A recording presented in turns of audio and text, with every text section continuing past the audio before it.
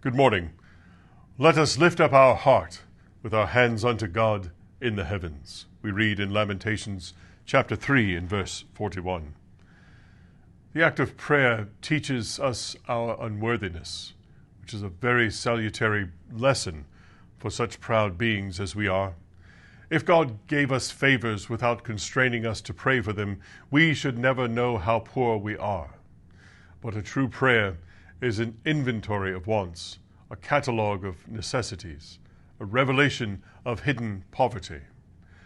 While it is an application to divine wealth, it is a confession of human emptiness.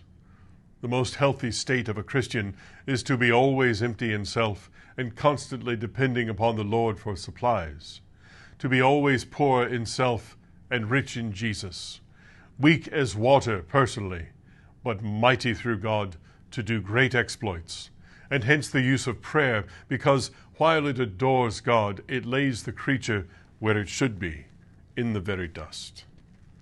Prayer is, in itself, apart from the answer which it brings, a great benefit to the Christian, as the runner gains strength for the race by daily exercise. So, for the great race of life, we acquire energy by the hallowed labor of prayer. Prayer plumes the wings of God's young eaglets, that they may learn to mount above the clouds. Prayer girds the loins of God's warriors and sends them forth to combat with their sinews braced and their muscles firm.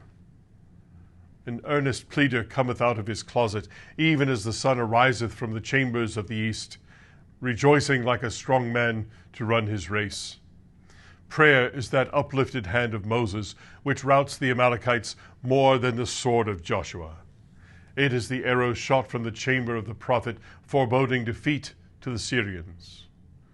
Prayer girds human weakness with divine strength, turns human folly into heavenly wisdom, and gives to troubled mortals the peace of God.